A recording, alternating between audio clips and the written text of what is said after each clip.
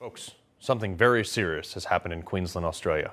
Now, according to authorities from the prison down under, it's the worst thing possible. It's so bad, it's forcing them to ramp up China virus restrictions to new levels. Brace yourself.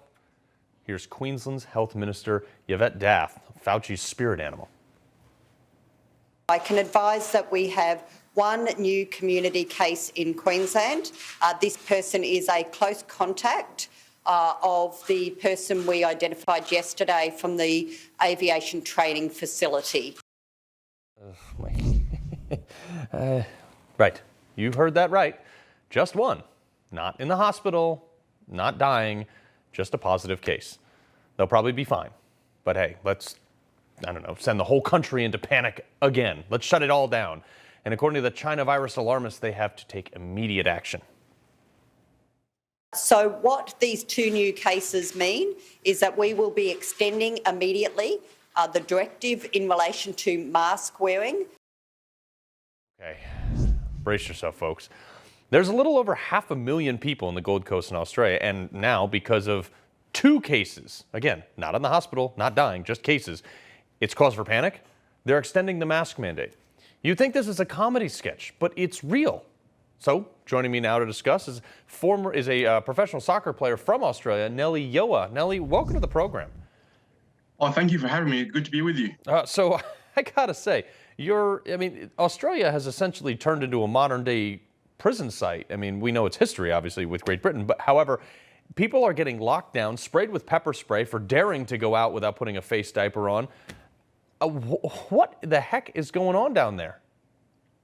Well, I mean, the world is watching, and it's definitely not a good look for Australia on the international stage.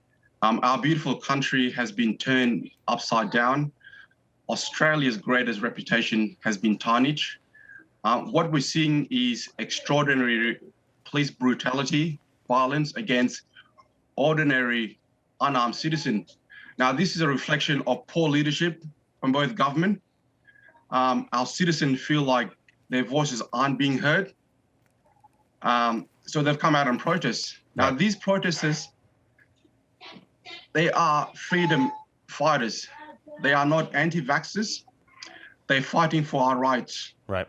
And the biggest killers in Australia at the moment is not COVID, it's the government and mainstream media. That is key. That is actually key. And like you said, Australia's largely unarmed. They confiscated a lot. They don't have a second. You guys don't have a Second Amendment down there. They confiscated a lot of guns and made it very difficult to own them. And now the people are basically sheep. I'm never advocating for violence against the government, but a government that is in fear of its people will certainly be a lot nicer to them. Now, one of the things that I want you to take a listen to this. Here's the Premier of South Wales, Gladys, I don't know her last name. They have it in the prompter. I can't pronounce it. It's something or other. I'd say her name, but it might not be that important. As it turns out, she just resigned for a corruption investigation when it's been opened on her. But here she is on isolating the unvaccinated on her way out the door. A lot of businesses have said we won't welcome anyone that's unvaccinated. I want to be very clear. Life for the unvaccinated will be very difficult indefinitely. She said the quiet part out loud. That is the part that is what they all believe, and they just said it out loud. They want to make it so difficult. So I believe, to my knowledge, most countries, Australia included, have a very high vaccination rate.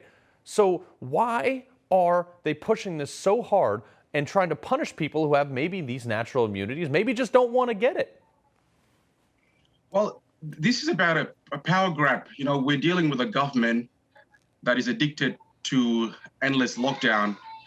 We're dealing with a government that also suffer from amnesia.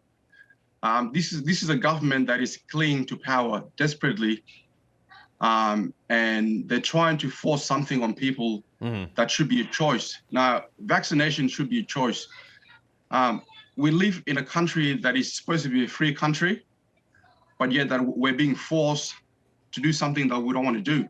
I mean, Australia don't want to be forced to be vaccinated. It should be a choice. People should choose what they want to. People should choose what they want to have, rather than being told what to do. I mean, we're not children. Yeah. And I think people had enough, and we're not going to tolerate this. Exactly. And that's the breaking point is at what point does it become so there are more people than law enforcement. And I hate to ever resort to that, but that's what it's going to come to. And I get about 30 seconds left. Where do you see this going in the next 30 days? Well, I mean, it's hard to tell. I mean, the only solution is to end lockdown immediately, give people their life back. The whole country is on its knee. We're sick and tired of being locked down. You know, we can't work, we can't see loved one, and everyone's frustrated. Right. Yeah. No, it is crazy.